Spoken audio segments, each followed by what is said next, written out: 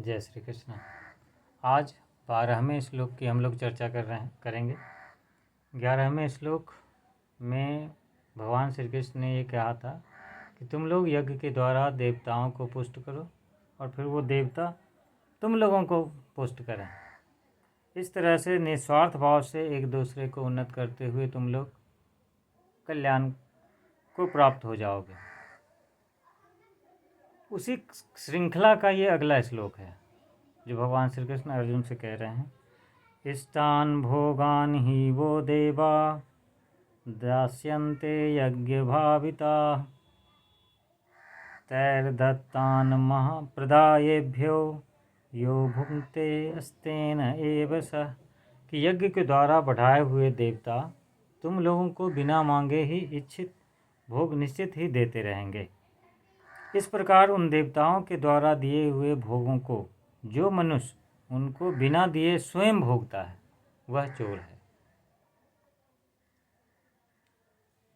यज्ञ के द्वारा बढ़ाए हुए देवता लोग तुम लोगों को इच्छित भोग निश्चय ही प्रदान करेंगे। इस वाक्य का तात्पर्य ये है कि एक तो है इच्छित भोग। इच्छित भोग का मतलब ये नहीं है कि हम जो नाना प्रकार के भोगों की कल्पना करेंगे और भगवान ने उसको देने का ठेका ले रखा है वो निश्चित ही देंगे, ऐसा नहीं।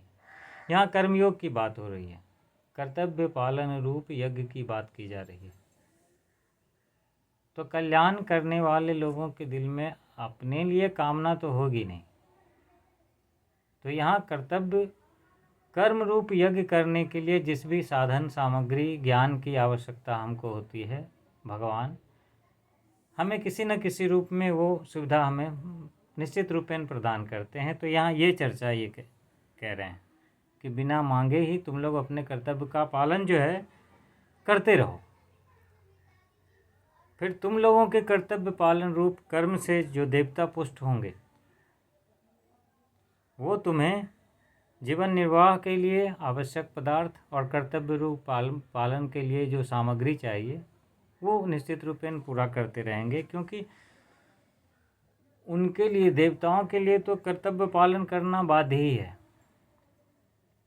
दूसरी लाइन में वो कह रहे हैं, इस प्रकार देवताओं के द्वारा दिए हुए भोगों को जो मनुष्य उनको दिए बिना भोगता है वह चोर ही है। यहाँ पे ये समझना पड़ेगा कि हम जब संसार में आते हैं तो यह शरीर माता पिता से मिलता है, पालन पोषण भी माता पिता से ही मिलता है, विद्या गुरुजनों से मिलती है, ज्ञान ऋषि लोग देते हैं, देवता जो है सबों को कर्तव्य कर्म की सामग्री प्रदान करते हैं, पितर मनुष्य के सुख सुविधा का उपाय बताते हैं, पशु पक्षी वृक्ष लता ये सब भी दूसरों के सुख में स्वयं को समर्पित करते हैं। यद्यपि पशु पक्षी या लता को ये पता नहीं होता कि वो परोपकार कर रहे हैं, मगर उनके द्वारा दूसरों का उपकार तो सतत होता ही रहता है। तो इस तरीके से हमारे पास अभी जो भी साधन सामग्री मिली हो, चाहे वह बल के रूप में हो, योग्यता के रूप में है, पद के रूप में हो, अधिकार के रूप में हो, धन या संपत्ति के रूप में हो, वो सब की सब हमें किसी न किसी रूप में दूसरे से ही मिली हुई है। और जब यहाँ धन संपत्ति योग्यता बल इत्यादि पद की बात कर रहे हैं तो सिर्फ इतना ही नहीं है, शरीर इंद्रिय मन बुद्धि जो भी पदार्थ हमको इस संसार में मिले हैं वो संसार से ही मिले हैं।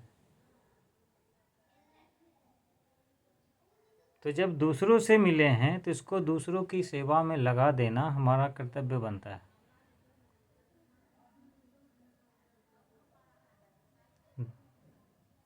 अगर इनको हम अपना और अपने लिए मानकर इसका सुख भोग करना चाहते हैं तो यह बंधन कारक हो जाता है। फिर जन्म जन्म तक उस बंधन में हम बंधते चले जाते हैं।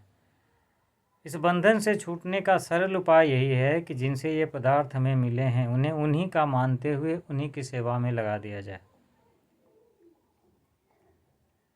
और सेवा करते समय भाव कैसा हो तो निष्काम भाव, यही हमारा यहाँ पे परम कर्तव्य बनता है। हालांकि कई बार ऐसा भी लगता है कि अगर हम संसार की सेवा में फंसे ही रहेंगे तो फिर हम संसार में आसक्ति हो जाएगी और हम संसार में भी फंस जाएंगे। लेकिन यहाँ भगवान श्री कृष्ण क्या कह रहे हैं कि संसार में फंसने का कारण सेवा नहीं है, बल्कि अपने लिए कुछ भी लेने का भाव ये है। मुझे सुख कैसे मिले, ऐसा चाहने से ही जो है इंसान कर्तव्यच्युत भी होता है और पतित भी हो जाता है। लेकिन दूसरे को सुख कैसे मिले, ये जिसके अंदर हमेशा भावना आती रहती है, वही सच्चा कर्मयोगी बनता है।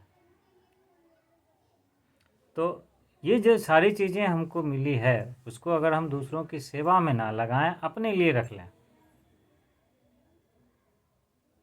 तो उसको ये यहाँ कहना चाह रहे हैं कि वो तो चोर है। और चूँकि ये सारी चीज़ें हमको देवता, ऋषि, पितर, पशु, पक्षी, वृक्ष, लता आदि का स्वभाव चूँकि परोपकार है, और मनुष्य रूप में जन्म लेकर हमारा स्वभाव इन सब बस चूँकि लेने का स्वभाव है, तो हमने इन सबों से कुछ न कुछ लिया है, तो हम इनके ऋणी हैं। हिंदू संस्कृति में एक बहुत अच्छा इसके लिए वृत्तांत है, पंच ऋण का विधान है। देव ऋण, पितृ ऋण, ऋषि ऋण, पितर ऋण, भूत ऋण और मनुष्य ऋण। यानी इन पांचों से ही हम किसी न किसी प्रकार से के ऋणी हैं। इनसे हमने हमेशा कुछ न कुछ लिया हुआ ही है। तो इसके कल्याण के लिए क्या किया जाए? तो रोजाना दैनिक कर्म करने में, दैनिक कर्म के आवश्यक कर्तव्य पालन रूप कर्म में पंच महाभूत का यज्ञ का विधान है। देव यज्ञ, पितृ यज्ञ, ऋषि यज्ञ, भूत यज्ञ, मनुष्य यज्ञ, इस तरह से कि हम इन सामग्री जो हमने इन सबों से ली है, हम रोजाना इन पांचों की सेवा करें, तब हम इस ऋण से मुक्त हो सकते हैं।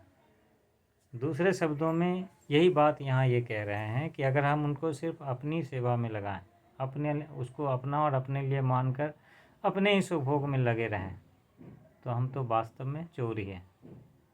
तो यहाँ श्री कृष्ण जी उसी की चर्चा कर रहे हैं। ये इस संसार की मिली हुई बस्ती है, उसको बिना संसार के अर्पित किए अपने लिए मान लेना में एक तरह की चोरी है और हमारा पतन है। तो आज की यात्रा यहीं तक। जय श्री कृष्ण।